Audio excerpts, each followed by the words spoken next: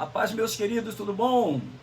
Vamos lá, nosso curso Batalha Espiritual, falando sobre portas de entradas de demônios. É isso aí, papel e caneta na mão e vem estudar com o pastor.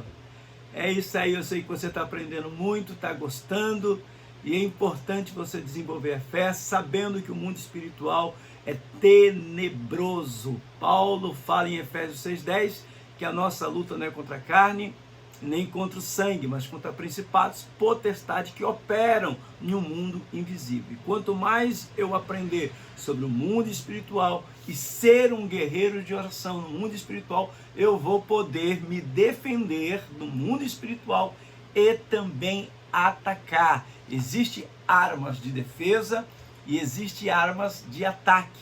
E você precisa aprender. Vou falar sobre armas de defesa e ataque nas próximas aulas, tá bom? Então, caneta, papel, Bíblia na mão. Já estamos aqui algumas semanas ministrando e nas últimas aulas eu falei sobre algumas portas de entrada de demônio. Falei que demônios entram em nossas vidas muitas vezes por objetos amaldiçoados.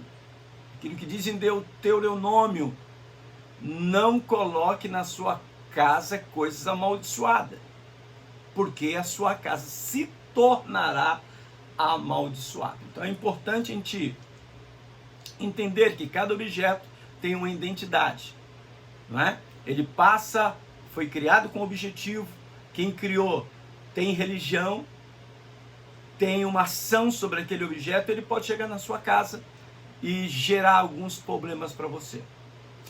Segundo, falamos a semana passada sobre pessoas que se conectam às nossas vidas, e pessoas são portas, meios de transferência. Então, quando o diabo ele quer entrar na sua vida, ele pode usar uma pessoa, porque ele quer transportar espíritos que estão na vida daquela pessoa e atacar e entrar na sua vida. Então, pessoas também são portas. Pode ser uma amizade que você teve, um sócio que você fez de um negócio, pode ser um familiar, pode ser através de um relacionamento amoroso, pelo ato sexual. O negócio é muito sério, gente. É, crente. Fique esperto, hein? Porque tem muitas entradas de demônios. E eu estou tentando ensinar você a aprender a colocar em prática a palavra de Deus, se defender contra as astutas ciladas do diabo e também ajudar outras pessoas na célula, na igreja, amigos, familiares, que queiram aprender com você e fechar as portas para não ser presa fáceis de demônio. Então vamos lá. Hoje o nosso curso vai estar falando sobre mais uma porta de entrada de demônios. O texto base que nós estamos usando é Efésios capítulo de número 5, versículo 27, que diz: não deis lugar ao diabo. Paulo está dizendo, olha, você é crente, vigia, não dar lugar ao diabo. Pedro diz, o diabo, nosso adversário, ruge, brama como leão, e ele está ao nosso derredor, querendo dragar, te engolir, vivo se possível. Então ele quer brecha. Você lembra quando ele se apresentou diante de Deus para acusar Jó? Ele disse, olha, estou rodeando a terra, estou procurando brecha, achei Jó. Entendeu? Então ele está procurando, de alguma maneira, brecha na vida das pessoas. Está procurando brechas para entrar e destruir a vida das pessoas. E Provérbio 26,2 diz que não há maldição sem causa. Toda maldição existe nela, por detrás dela, uma causa. Se não tiver uma causa, não existe maldição.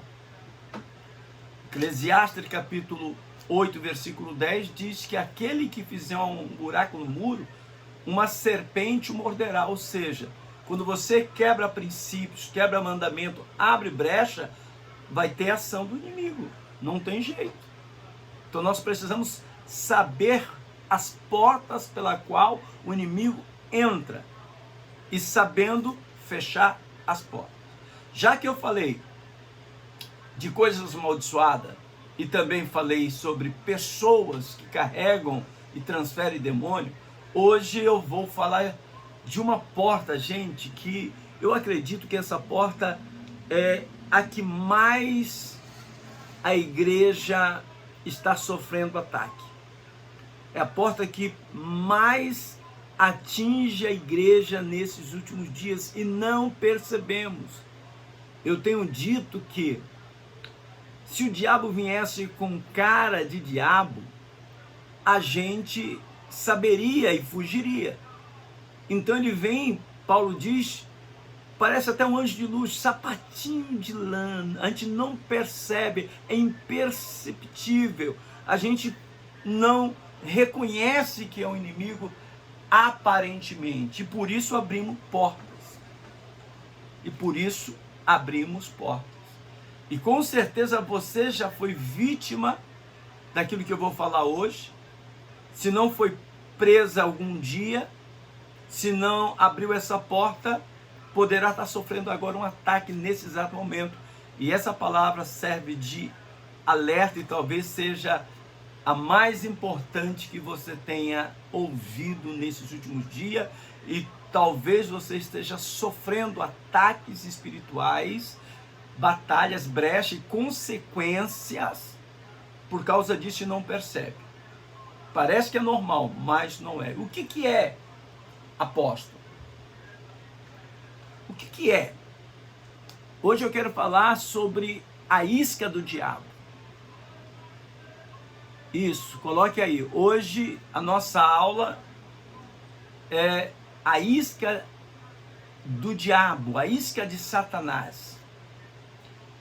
Isso, escreva aí. A aula de hoje é a isca de Satanás. Satanás quer lhe prender, Satanás quer lhe amarrar, Satanás quer lhe conduzir em cadeia sem que você perceba que está preso, que está nas mãos dele, que está encadeado, que está em cadeias. E como eu falei, se o peixe soubesse que o pescador iria lhe pescar, prender, ele correria. E se o pescador for pescar pulando na água, o peixe foge, claro. Então, qual a estratégia do pescador? Sensibilidade. Ele joga a isca e tenta ser o máximo invisível possível. É sensível. Ele joga a isca e de repente o peixe é enganado e come aquela isca. E quando come aquela isca é preso. E aí está dominado. E aí o inimigo puxa e faz dele o que ele quer. E é isso que o inimigo tem tentado fazer. O que o inimigo tem tentado fazer? Jogar a isca, te prender. E de repente hoje você está me ouvindo e já comeu essa isca, está preso. E está tendo sintomas deste problema. Problema que você já foi capturado. Olha o que Paulo diz na carta de Paulo a Timóteo. Carta de Paulo a Timóteo, capítulo de número... Deixa eu ver aqui, capítulo 2, versículo 26. Para que dessa maneira retorne ao bom senso e se livre da armadilha, da isca do diabo que os capturou, a fim de agirem conforme a sua vontade. Olha o que Paulo está dizendo. Que podemos ser capturados pela isca do diabo, pela armadilha do diabo. Estou aqui pregando, o carro dos alvos está passando. Mas eu creio que você está recebendo aí o áudio muito bom. Então Paulo está dizendo que ele quer nos capturar, ele quer nos prender. E qual é a isca que ele joga? Assim como eu falei a semana passada, de coisas que a gente não percebe que entra na nossa casa, e pessoas que a gente não percebe e entra na nossa casa, a isca é a ofensa. Vem por sentimentos. Sim, é isso aí, escreve aí. A isca de Satanás é uma ofensa. Escreva. A isca de Satanás é uma ofensa. Ele me faz me sentir ofendido com alguma atitude de uma pessoa, por palavras que a pessoa fala, ou até a pessoa não percebe que me feriu. E a maioria das pessoas que nos ferem, às vezes nem percebem. Você já teve uma experiência de alguém na igreja lhe pedir perdão e você nem sabe por quê? A pessoa chega para você e fala assim, me perdoe em nome de Jesus. Você fala, mas o que aconteceu? Você nem sabe. Porque você feriu aquela pessoa, ela se sentiu ofendida e você nem percebeu quando foi que você a ofendeu, se a ofendeu de fato. E às vezes só foi a ofensa na cabeça dessa pessoa. Então o tema é gravíssimo e é urgente. E é um alerta que eu estou fazendo hoje para a igreja. A ofensa tem sido uma isca. Eu me sinto ofendido. E quando eu me sinto ofendido, eu estou comendo a isca. Estou preso à isca. Estou sendo capturado, como Paulo está dizendo no texto de Timóteo. Estou sendo capturado, estou sendo preso. É isso. É exatamente isso. Tem muita gente preso na igreja. Tem muita gente capturado porque caíram na isca, morderam a isca e agora está capturado, nem sabe. E aí ele entra na sua vida por essa porta, pela ofensa, pelos teus sentimentos. Você guarda a mágoa, guarda no seu coração. Às vezes não quer falar com a pessoa, não quer tirar satisfação, não quer chamar o pastor, não quer chamar o seu líder, não quer falar com a sua... E fica ali guardando. E aquela mágoa, ele abriu brecha na sua vida, é uma porta de entrada para demônios te atacarem. É sério ou não é? É um assunto que devemos tratar com seriedade ou não, gente? Me ajuda aí. Por favor, escreva. Eu sei que Deus está falando com você neste momento que eu estou ministrando. Ele é um assunto muito sério. Então, Satanás, para entrar na sua vida, a ofensa é uma porta de entrada, é uma isca. É uma isca. E olha o que Deus diz em Lucas, abra aí. Jesus fala em Lucas, capítulo de número 17. Lucas 17. Jesus está falando com os seus discípulos. E no versículo de número 5, os discípulos, disseram e pediram ao Senhor: Senhor, aumenta a nossa fé. E por que os discípulos falaram para o Senhor, aumenta a nossa fé? Porque no versículo 1 do capítulo 17 de Lucas, Jesus está dizendo o seguinte, olha: então Jesus declarou aos seus discípulos, é inevitável que ocorra, que fatos ocorram que levam o povo a tropeçar, mas ai de pessoas por meio de qual vêm os escândalos. Escândalos. A palavra grega é escandalos, ou seja, arapuca, armadilha. Então, escândalos é arapuca, é isca. Ai daquele pelo qual vem a isca. Ai daquele que come a isca. Está me entendendo? Jesus está falando de escândalo, que causa escândalo. Pessoas que ofendem outras pessoas. Ai daquele. Ele continua: seria melhor que tal pessoa fosse atirada no mar com a pedra de moinho amarrada ao pescoço, do que conduzir um destes pequenos ao pecado. E continua: tende cuidado de vós mesmos, se teu irmão pecar contra ti, repreende-o. Caso ele venha se arrepender, perdoa-lhe. Se contra ti pecar 7 vezes ao dia, 7 vezes perdoa-lhe. Então, quando Jesus está falando de ofensa, ele está falando e trazendo um alerta que a ofensa é uma isca. E a isca é para lhe prender. E Jesus está falando, olha, tenha cuidado, para que não venha os escândalos, a isca do diabo, e você fica preso no escândalo, que é armadilha, que é arapuca, que é a artimanha do inimigo para lhe prender. Se você abrir a Bíblia, marca aí Mateus capítulo 24, versículo 10, Jesus está falando dos últimos dias. E quando ele começa a falar dos últimos dias, ele diz assim, ai daqueles pelo qual vêm os escândalos. Nos últimos dias haverá escândalos. Nos últimos dias se multiplicará a iniquidade e os escândalos aumentará. Ou seja, as ofensas aumentarão. Se ofenderão um ao outro. Vão se odiar um ao outro e haverá rebelião. E por isso que vivemos dias de escândalos, dia de rebelião, de revolta, porque as pessoas estão se ferindo e se ofendendo. E a ofensa é uma isca. Quando você ofende o irmão ou é ofendido, olha a seriedade agora que eu vou falar, gente. E talvez você não tenha noção disso.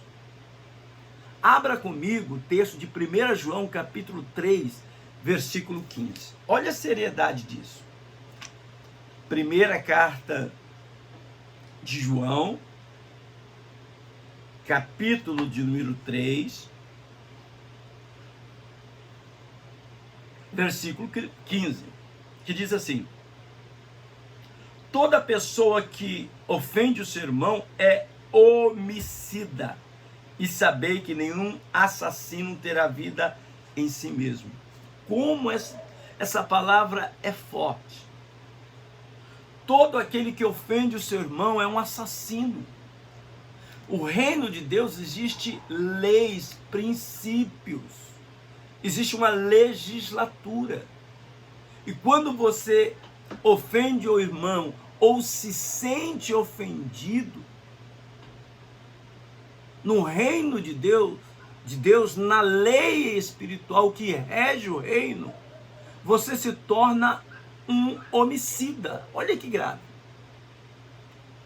Então, quando eu como essa isca, eu me ofendo e fico guardando mágoa do irmão, eu me torno um homicida, um criminoso.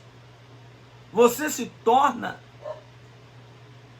uma pessoa criminosa. Você comete um delito segundo as leis do reino de Deus. Então, quando você fica magoada, ofendida e guarda aquilo e não se resolve com a pessoa que lhe ofendeu, você se torna um criminoso. O que ofende também é outro criminoso. É grave ou não é? É forte ou não é? Então, muitas pessoas estão em prisões porque cometeram um crime. E se cometer um crime, sofrerá o dano da penalidade. Então tem pessoas que estão sendo processadas espiritualmente, tem pessoas que estão sendo presas espiritualmente, estão em cadeias espiritualmente, porque cometeram um crime. Qual é o meu crime? Alguns dizem. Você caiu na ofensa. Você caiu na armadilha do diabo. E você acha que tomando esse veneno, estando ofendendo o ofendido, o outro que vai cair morto. É um veneno, você está tomando veneno e achando que o outro vai cair morto. Isso é um absurdo, gente. Usa a sabedoria. Você está guardando mágoa e no reino de Deus você é um criminoso. É homicida. Porque ofendeu o irmão é um assassino. Não sou eu que está dizendo, é a palavra. Isso é código penal do reino de Deus. Então anota aí, Código Penal do Reino de Deus. Aquele que guarda mágoa, aquele que magoa, aquele que ofende, comeu a isca, gera problemas para a sua vida espiritual, conjugal, emocional. Entra demônio, é a porta que ele precisa, essa ofensa que você tem.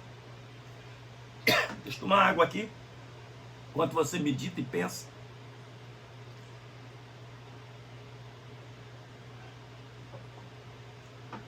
Agora, deixa eu aprofundar o texto. Dá até medo, né? Posso aprofundar? Vem comigo? Simbora? Vamos lá. Vou lhe aprofundar o texto. Mateus capítulo 5, versículo de número 20 ao 26. Escute o que Jesus ensina sobre o Código Penal do Reino de Deus. Como funcionam as penas daquele que fere as leis do reino. Aquele que tropeça e sem saber que isso é, no reino de Deus, um crime grave. Gravíssimo. E se é um crime grave, existe penalidade. Olha o que o Senhor Jesus disse. Mateus capítulo 5, a partir do versículo 20. Porque vos digo que se a vossa justiça não exceder dos escribas e fariseus, de modo nenhum entrarei no reino dos céus. Ouviste o que foi dito aos antigos?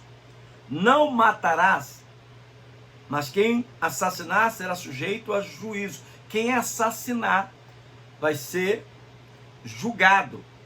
E o texto de João lá diz que quando você ofende o irmão, você é um assassino.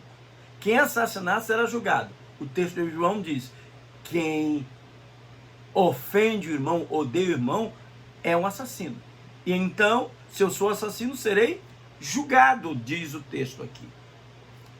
Estará sujeito a juízo. Eu, porém, vos digo que qualquer que se irá contra o seu irmão, guarda mágoa, estará sujeito a juízo. Ou seja, se você se magoar, ofender, guardar rancor, você cometeu um crime, estará sujeito a juízo. Então você nota que tem muita gente na igreja presa, tem muita gente sofrendo prisões espirituais, porque estão em juízo diante de Deus. É forte. Também qualquer que disser a seu irmão raca, será levado ao tribunal. Que ofende o seu irmão será levado ao tribunal, não do mundo, espiritual. Há um tribunal espiritual, gente. Eu tenho ensinado sobre isso. Oh, meu Pai. E qualquer que chamar o seu irmão de idiota será sujeito ao fogo do inferno. Olha aí. Assim sendo, se trouxeres a sua oferta ao altar e lembrares que teu irmão tem alguma coisa contra ti, deixa ali mesmo diante do altar a tua oferta. E primeiro vai reconciliar-te com teu irmão. Depois volta e apresenta a tua oferta. Entra em acordo depressa com teu adversário enquanto estás com ele no caminho do tribunal, para que não aconteça que o adversário te entregue ao juiz, o juiz te entregue ao carcereiro e te jogue na prisão. Com toda certeza afirmo a vocês que você não sairá de lá enquanto não pagares o último centavo. Olha o processo. Tem alguma coisa antes da oferta? Concilia-te com o teu irmão. Quando você está no caminho do tribunal, reconcilia com o teu irmão. Faz as pazes com o teu irmão. Por quê? O que vai acontecer? Serás entregue ao juiz. O juiz vai te entregar ao oficial de justiça. E ele vai te jogar na cadeia. Olha o processo no reino do Espírito. Não é brincadeira, gente. Ou você é crente ou não é, ou você entende essas coisas. E por isso muitas igrejas estão vivendo uma perturbação. Não cresce, não desenvolve. Crente que não desenvolve, faz campanha, mas as bênçãos não caem porque está na cadeia. Está numa prisão espiritual. Está oprimido. Depressão, angústias. Está vivendo um tempo onde deveria prosperar, crescer, desenvolver, mas está minguado, porque está em uma cadeia. Você já viu alguém em cadeia ter prosperidade? Você já viu alguém estar numa cadeia e ter paz, dormir bem? Não. Tudo é escasso. O que Deus está falando é que no reino do Espírito, quando você ofende ou é ofendido e guarda uma mágoa, você é entregue ao juiz, o juiz te entrega aos oficiais de justiça, que te leva ao carcereiro e te coloca na cadeia. E a Bíblia diz que só será liberto depois que pagar o último centavo, pagar o preço. Então você termina pagando o preço. Anos debaixo de uma penalidade, às vezes 5, 10, 7, 8. Está pagando preço. Por que está pagando preço? Porque caiu na isca. Porque magoou, se ofendeu, não se retrata, não conversa, acha melhor ficar calado, e o inimigo vai trabalhando ali naquele silêncio, vai lhe oprimindo, e cada dia sua vida de vez prosperar, mesmo estando na igreja. Esse vídeo, esse estudo, você tem que passar para muita gente, você precisa compartilhar. É um alerta que eu estou fazendo, viu? É um alerta de Deus. Olha o texto, continua. Lá no capítulo de número 18 de Mateus, versículo 23 a 35. Mateus 18, 23 a 35. Anota aí também. Importante. Que o Senhor conta uma história de um homem que tinha uma dívida muito grande. E esse homem foi cobrado pelo seu credor e ele disse: não tenho como pagar a dívida. Não posso, não tenho. Não tenho recurso de pagar a dívida. O seu credor teve compaixão dele, perdoou a dívida, que era imensa, ele não tinha como pagar essa dívida. E o seu credor falou: olha, tá bom, vou te perdoar. Ele saiu feliz, foi para casa, contou para a esposa que foi perdoado a grande dívida que ele tinha. No outro dia aparece uma pessoa que deve, esse que foi perdoado da dívida. E, por exemplo, se ele devia 100 mil reais, a pessoa que devia para ele devia 100 reais. E ele sufocou essa pessoa, obrigando a pessoa a pagar a dívida de 100 reais. Olha que ele tinha sido perdoado, e eu estou dando exemplo aqui, numa dívida de 100 mil reais. E agora com 100 reais ele está querendo matar a pessoa. E a pessoa falou: não tenho como pagar. Ele falou: você vem pagar, senão eu vou colocar você na prisão. E o Senhor Jesus então coloca essa parábola para mostrar como funciona o reino do Espírito e para falar de penalidade, causas, motivos e punição.